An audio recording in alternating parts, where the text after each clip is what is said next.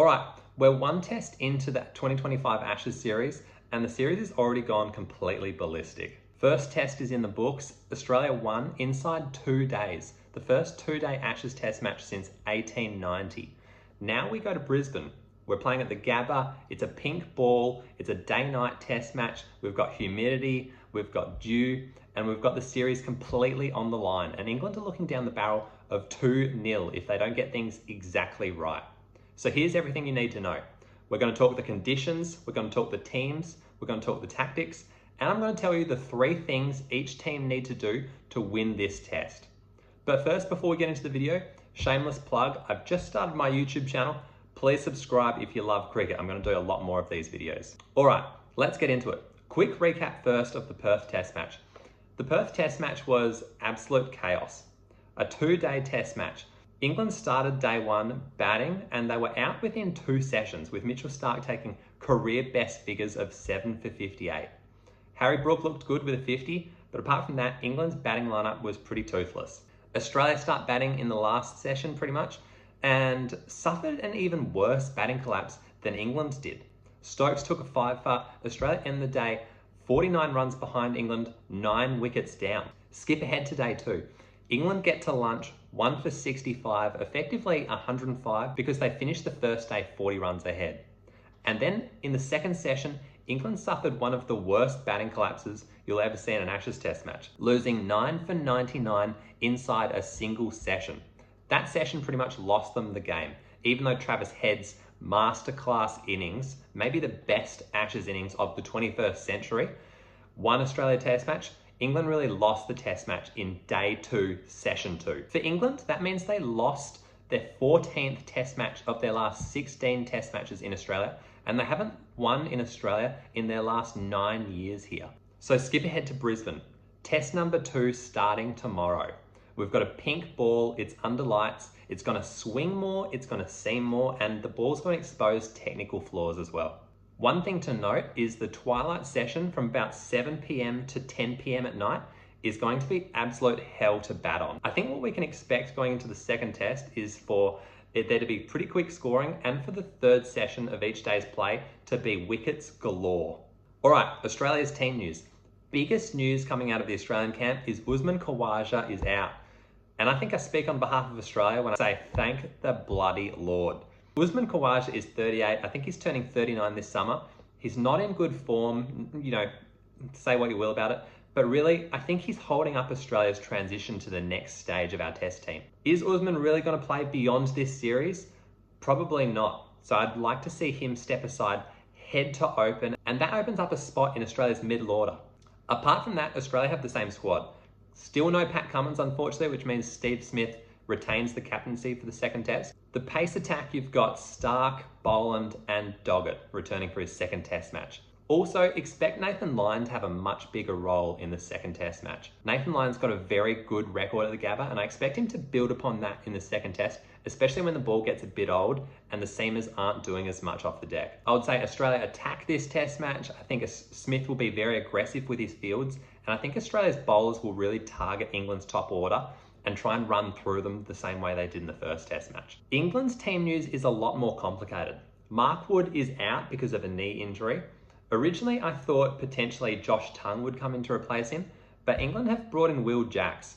Will Jacks is an interesting selection choice. He's come in ahead of Shoaib Bashir, so England must be thinking they're pretty much par and par on the off-spin front, but Will Jacks will give them a lot more batting in their lower order, which I think will only benefit England. I think I heard maybe Brad Haddon say during the week that the person that would really benefit from Will Jacks coming in is Jamie Smith, who won't have to throw his wicket away as much as he would with the tail. He'll be able to have some confidence in Will Jacks' batting ability and continue to bat normally, which will benefit England. On the spin front, I don't think Will Jacks will pose a massive problem for Australia, but I do think he'll hold up an end for England fast bowlers to recover and recoup. Jofra looked the pick of England's bowlers in the first test match, and I'm really looking forward to him under lights with a pink ball that's doing a lot off the deck and through the air to trouble Australia's batsmen. I think that's going to be a really good showdown to watch.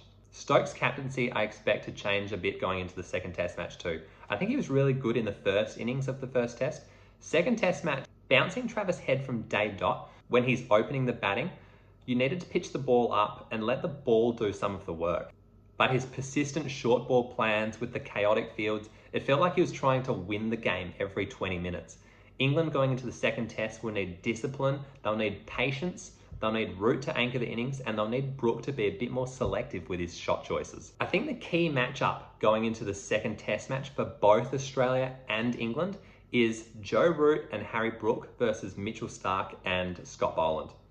Poor shot selection let down Root and Brook in the first test match.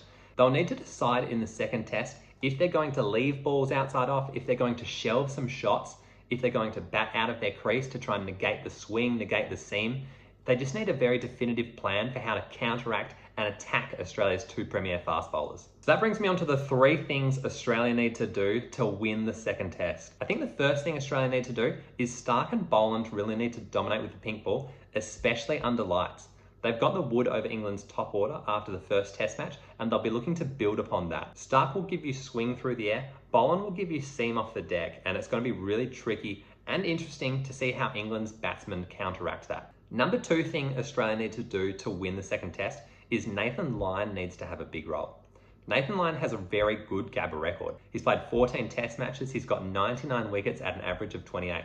One more wicket gives him 100 wickets at the Gabba, but more importantly than that for Australia, they're going to be looking for him to hold up an end and give the fast bowlers a rest. Something they didn't need in the first test, but probably will in the second test, especially when the ball gets old. Nathan Lyon will get a lot of turn, a lot of bounce with the pink ball and the humidity, and he's going to provide a new challenge for England's batsmen. And the third thing Australia need to do to win the third test is Cam Green needs to have a big all-round role.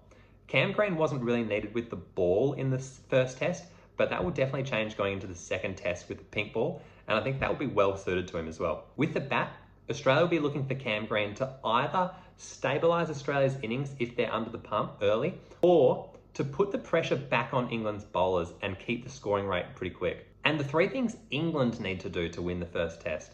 The first thing England need to do is to bat time, not bat baseball. I think the only better thing than going at 6 runs and over for the first 10 overs is not losing a wicket for the first 10 overs. I think if I was a betting man, and I am, expect England to bat a little bit more conservatively going into the second test match. Number two thing England need to do to win the second test match, and this is kind of related to the first point, is be proactive but be smart. It's one thing to baseball, but you have to calibrate how you're playing based on the game situation. Baseball is all well and good, but sometimes the situation doesn't call for it, and in that situation, England need to adjust their playing style based on the situation. And the third thing England need to do to win the second test is Joe Root needs to anchor the innings. He didn't have a big role in the first test match, and that was at England's detriment. He's got a 35 average in Australia. He needs to be in the 40s this series for England to have any real chance of winning the test match. And he's England's premier batsman as well with the most experience. If he can bat for a long period of time, England can bat around him and build an innings of 300 plus and be competitive against Australia. I think this test match is big for everyone, but none more so than Ben Stokes. I think a lot of his captaincy legacy hinges on this second test match. He's got a 58% win record as captain, and his team have the highest run rate on average in Test cricket history. But he doesn't really have a Test series to hang his hat on and say, look at that, I did that as England's captain. I think the two biggest Test series he's had as England captain have been the 23 Ashes series, which they drew and Australia retained to earn, and then the India series this year, where they were leading but they bottled the last test and especially the last day. If England lose this test match and go 2-0 down, you can basically kiss the urn goodbye. And from 2-0 down, you'll have a massive uphill battle to try and retain the Ashes in Australia in 2025-26. When critics look back at Bazball, I don't think they'll get so much on Brendan McCullum's shoulders, but they will criticise Ben Stokes and say Bazball did not work, it was not effective, and it was a failure. So Ben Stokes' legacy as an England captain really hinges on this second test match. And finally, what's my prediction? I think England, to be competitive in the second test, really need to get 300 at least in their first innings or more. If they get below 300, you'd have to think Australia will be ahead after the first innings. England really need a first innings lead to be competitive in the second test match. If I was a betting man, and I am, I would say Australia win this test by 6 wickets. It's hard to go past Australia without Khawaja. That's a massive in for Australia, even though it's an out.